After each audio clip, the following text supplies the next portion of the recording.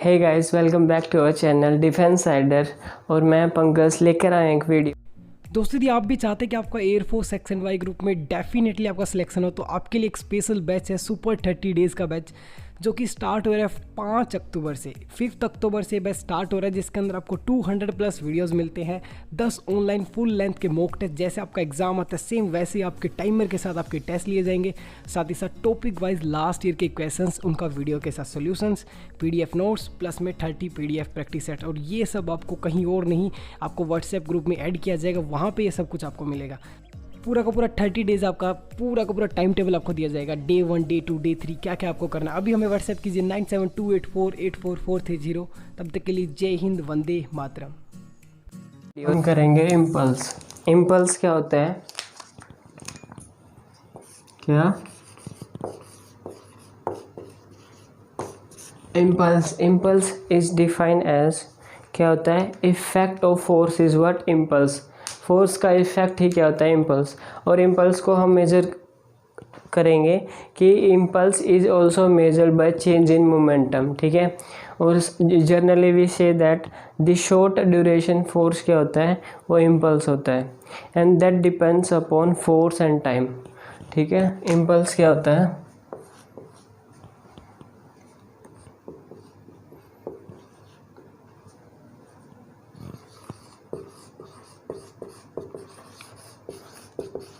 Effect of force is क्या है? Impulse. उसके बाद क्या है? It is measured of changing momentum.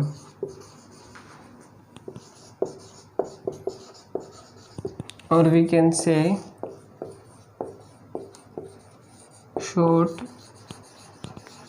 Duration force. Short duration force भी क्या होता है? इम्पल्स होता है। It is measured of change in momentum, वो भी क्या होता है? इम्पल्स होता है। It is effect of force, force का इफेक्ट इज व्हाट? इम्पल्स। और it depends upon, depends on किस चीज़ पे? फोर्स पे एंड टाइम। फोर्स और टाइम पे ये डिपेंड करता है। और अगर मैथमेटिकली बात करें, इम्पल्स क्या होता है? Force into time. Force into time is what? Impulse, ठीक है। उसके बाद हम करेंगे रिलेशन बिटवीन न्यूटन एंड डायन्स।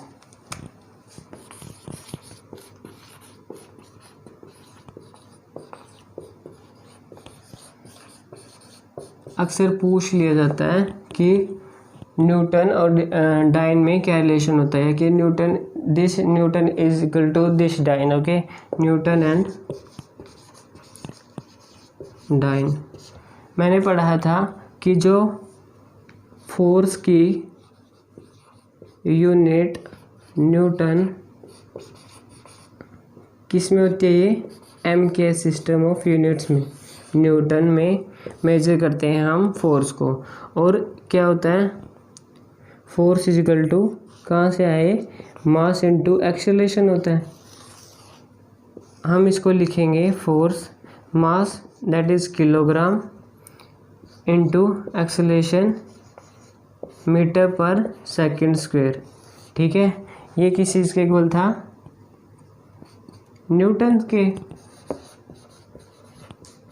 यहीं से अगर मास को हम ग्राम में लें तो ये किस चीज़ के इक्वल हो जाएगा? 10 ग्राम। एंड मीटर को सेंटीमीटर में लें तो क्या बन जाएगा? अगर किलोग्राम को ग्राम में, मीटर को सेंटीमीटर में, तो हमने पढ़ा था इन सीजीएस सिस्टम, तो क्या हो जाएगा? वो डाइन में हो जाएगा, यानी कि 10⁵ डाइन। क्योंकि डाइन में हम मास को ग्राम में मेज़र करते हैं, और हाँ यहाँ था ना, मास को हम ग्राम में मेज़र करते हैं और डिस्टेंस को या लेंथ को हम किस में? सेंटीमीटर में मेज़र करते हैं। तो किलोग्राम को हम ग्राम में लें और मीटर को सेंटीमीटर में अगर लें तो that will become 1 newton is equal to 10⁵ dyne. ठीक है, उसके बाद हम क्या पढ़ेंगे,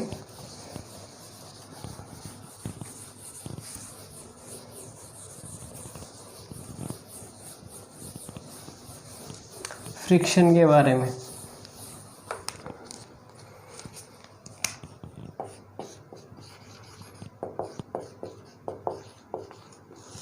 फ्रिक्शन क्या होता है? फ्रिक्शन जैसे मैं बोर्ड पे लिख पा रहा हूँ तो किसकी वजह से? फ्रिक्शन की वजह से। मैं चल पा रहा हूँ किसकी वजह से? फ्रिक्शन की वजह से। ठीक है, तो क्या बोलेंगे? ऑब्जेक्ट है वो मोशन में है अगर, तो उसको क्या करेगा? रिस्ट्रिक्ट करेगा। वही क्या होता है? फ्रिक्शन होता है। तो हम बोलेंगे फ्रिक्शन इज डिफाइंड एज, जो कि रिस्ट्रिक्ट करे किसी भी ऑब्जेक्ट की मोशन को। ठीक है, किसी ऑब्जेक्ट की मोशन को जो रोके, that is what? That is friction. Friction 2 type का होता है। First one static friction, second one is dynamic.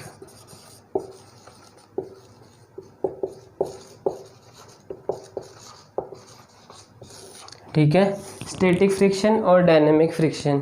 Static friction में क्या होता है कि उसकी स्टेट के कारण, कौन सी स्टेट के कारण? रेस्ट की स्टेट के कारण जो फ्रिक्शन लगे इज स्टैटिक फ्रिक्शन। ठीक है, due to rest position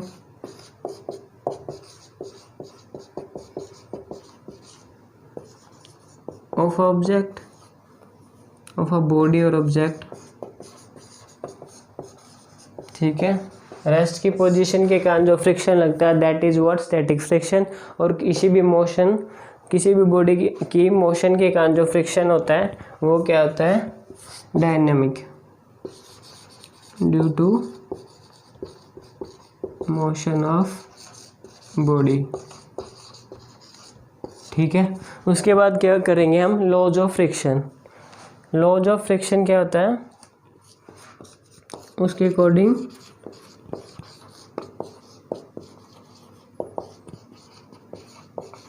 laws of friction, laws of friction के अकॉर्डिंग क्या होता है? जो magnitude of limiting friction is directly proportional to normal reaction. क्या बोलना है मैंने? लॉज ऑफ फ्रिक्शन के अकॉर्डिंग क्या होता है? जब magnitude of limiting friction is directly proportional to what? Normal reaction. Magnitude of limiting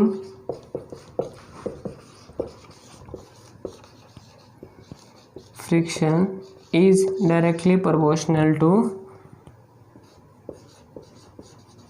normal reaction. First point is this, mathematically अगर बात करें कैसे लिखेंगे हम इसको, that magnitude of limiting friction is directly proportional to normal reaction। ये क्या होगा? म्यू आर, जहाँ पर म्यू क्या है? Coefficient of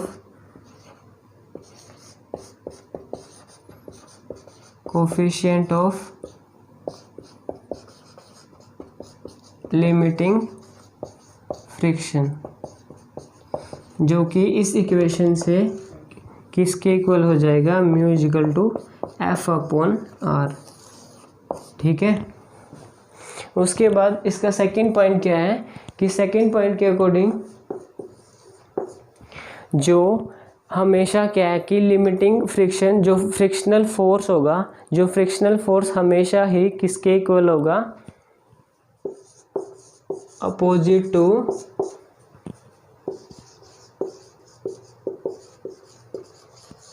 motion of object और बॉडी। जो फ्रिक्शनल फोर्स होगा वो हमेशा ही direction of frictional force is opposite to the direction of motion of object. ठीक है, ये लॉ जो फ्रिक्शन हमने पढ़ा, लॉ जो फ्रिक्शन के अकॉर्डिंग क्या है, इसके फर्स्ट पॉइंट क्या है, magnitude of limiting frictional is directly proportional to the normal reaction, जिसके अकॉर्डिंग म्यू क्या है, अगर साइन ऑफ प्रोपोर्शनलिटी अगर रिमूव करे तो म्यू आएगा कांस्टेंट ऑफ प्रोपोर्शनलिटी, जो कि किसके इक्वल है, इस पर बेस भी हमेशा अक्सर क्या क्वेश्चन पूछ लिए जाते हैं, दैट इज़ म्यू किसके इक्वल हो गया, एफ अपॉन आर। उसके बाद क्या है कि उसने डायरेक्शन की अगर बात करी तो डायरेक्शन हमेशा की फ्रिक्शनल फोर्स की जो डायरेक्शन होगा वो हमेशा ही opposite to the direction of body. ठीक है, उसके बाद हम कुछ टर्म करेंगे, जैसे वर्क क्या होता है,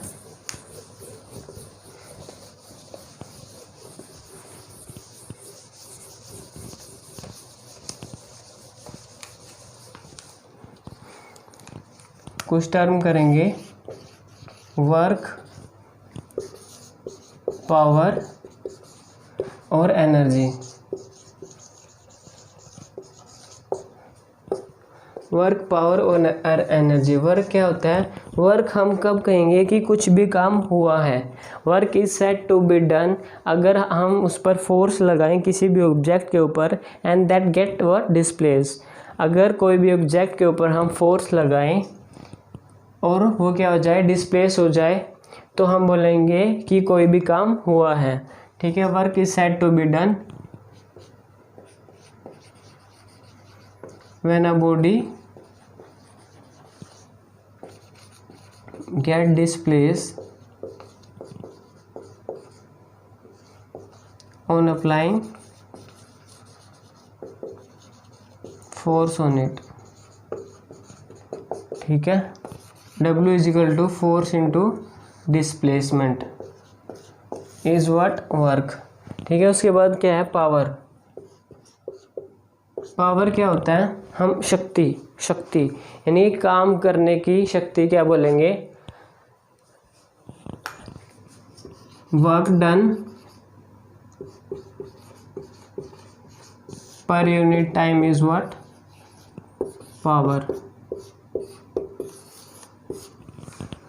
हम बोलेंगे काम की शक्ति क्या है, कि जितने समय में जितना काम हुआ है उसका रेशो इज व्हाट, पावर। हम बोलेंगे कि एक बंदे की पावर कितनी है, जितना वो काम करता है जितने समय में, दैट इज उसकी पावर, वो उसकी शक्ति है काम करने की। उसके बाद क्या है, एनर्जी। एनर्जी की अगर बात करें तो एनर्जी क्या होता है, capacity of doing work is what, energy. Capacity of doing work is energy. और क्या बोलेंगे, एनर्जी किसके इक्वल है,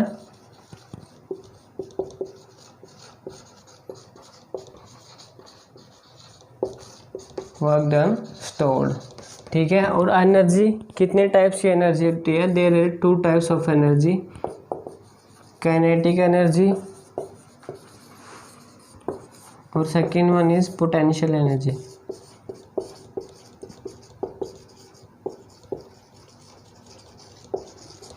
kinetic energy and potential energy. Kinetic energy क्या होता है कि वो एनर्जी जो कि किसी भी बॉडी की मोशन के कारण होती है,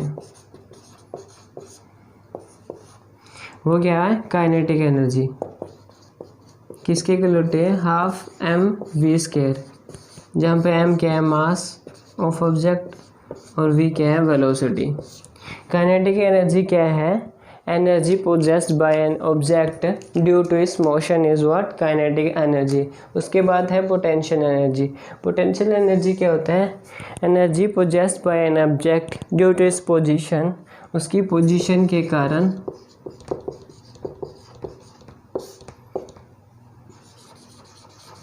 ड्यू टू इट्स पोजीशन, वो क्या है, पोटेंशियल एनर्जी। वो किसके इक्वल होती है, mgh, m mass, h height and g is what, acceleration due to gravity। ठीक है, इसके बाद यहाँ आया जी। ग्रेविटी क्या होता है, एक्सेलरेशन ड्यू टू ग्रेविटी क्या होता है, हम इसके बारे में अभी पढ़ेंगे। उसके बाद क्या पढ़ेंगे हम, ग्रेविटेशनल लॉ ऑफ मोशन के बारे में पढ़ेंगे।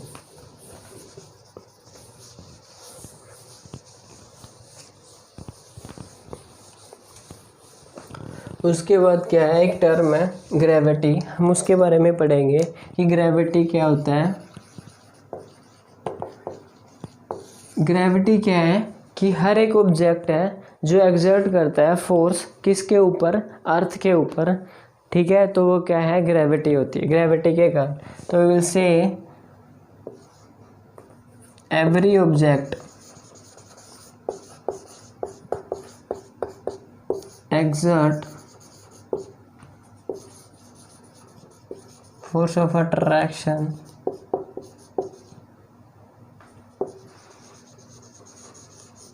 toward earth is what gravity। उसके बाद है acceleration due to gravity। ये क्या होता है,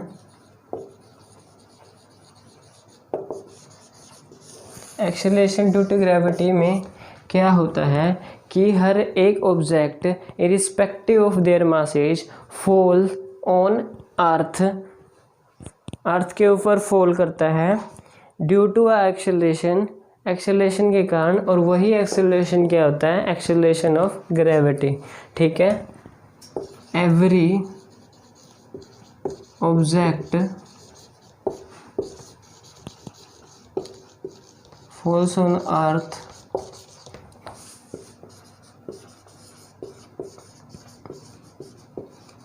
irrespective of their masses due to a acceleration is called acceleration due to gravity, जिसको हम स्मॉल g से डिनोट करते हैं और जिसकी वैल्यू किसके इक्वल होती है, g क्या है 9.8, और एक्सेलरेशन की यूनिट क्या आती है, metre per second square. So g is equal to 9.8 metre per second square, ठीक है। इसके बाद हम क्या करेंगे, न्यूटन्स लॉ ऑफ ग्रेविटेशन के बारे में पढ़ेंगे। उसके अकॉर्डिंग क्या होता है,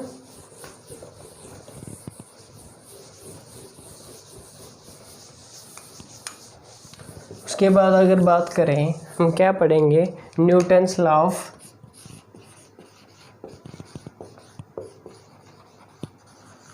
gravitation. Newton's law of gravitation के अकॉर्डिंग क्या होता है, जैसे हर एक मैटर और पार्टिकल क्या करता है, अट्रैक्ट करता है एक दूसरे को, that every matter of a particle attract या applied force on each other. उसी बेसिस पे अगर लें कि हम टू बॉडीज़ को लें जिसका मास है m1 and m2 and they are separated by a distance r, उनके बीच का डिस्टेंस क्या है, r है, तो there will be a gravitational force जो कि किसके इक्वल होगा, वो that gravitational force is directly proportional होगा किसके, product of their masses and inversely proportional to square of distance between them, ठीक है। क्या है, अगर टू बॉडीज हैं जिसका मास m1 और m2 है और दे आर सेपरेटेड, या इनके बीच का डिस्टेंस हम लें r, तो क्या होगा, ग्रेविटेशनल फोर्स की वैल्यू किसके इक्वल होगा, product of their masses and inversely proportional to square of distance between them, ठीक है। Force is directly proportional to product of their masses and inversely proportional to square of distance between them, तो ये किसके equal हो गया, F is equal to g m1 m2 upon r square. अगर हम sign of proportionality हटाएं तो वहाँ से क्या होगा जी, और दैट जी की वैल्यू क्या होता है, दिस इज ग्रेविटेशनल कांस्टेंट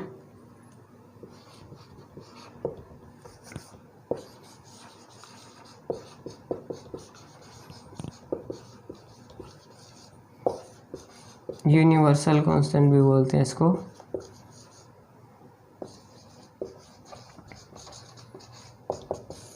ठीक है, तो हमने इसमें इस चैप्टर में हमने क्या क्या पढ़ा, मैकेनिक्स, उसके मैकेनिक्स की डेफिनेशन, इंट्रो एंड सम क्या पढ़ा हमने, सम टर्म्स पढ़ी जो कि यूज की गई, सम फिजिकल क्वांटिटीज़ पढ़ी, कुछ लॉज पढ़े, फ्रिक्शंस पढ़ा, impulse, force, work, power, all this क्या हमने मैकेनिक्स में इस चैप्टर में हमने पढ़ी।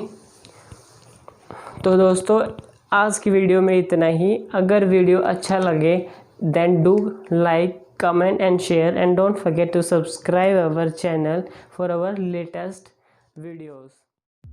दोस्तों यदि आप भी चाहते हैं कि आपका एयरफोर्स सेक्शन वाई ग्रुप में डेफिनेटली आपका सिलेक्शन हो तो आपके लिए एक स्पेशल बैच है, सुपर 30 डेज़ का बैच, जो कि स्टार्ट हो रहा है 5 अक्टूबर से। 5 अक्टूबर से बैच स्टार्ट हो रहा है, जिसके अंदर आपको 200+ वीडियोस मिलते हैं, 10 ऑनलाइन फुल लेंथ के मॉक टेस्ट, जैसे आपका एग्जाम आता है सेम वैसे ही आपके टाइमर के साथ आपके टेस्ट लिए जाएंगे, साथ ही साथ टॉपिक वाइज लास्ट ईयर के क्वेश्चंस, उनका वीडियो के साथ सॉल्यूशंस, पीडीएफ नोट्स, प्लस में 30 पीडीएफ प्रैक्टिस सेट, और ये सब आपको कहीं और नहीं, आपको व्हाट्सएप ग्रुप में ऐड किया जाएगा, वहाँ पर ये सब कुछ आपको मिलेगा। पूरा का पूरा 30 डेज़ आपका पूरा का पूरा टाइम टेबल आपको दिया जाएगा, डे 1, डे 2, डे 3 क्या क्या आपको करना है। अभी हमें व्हाट्सएप कीजिए 9728484430। तब तक के लिए जय हिंद, वंदे मातरम।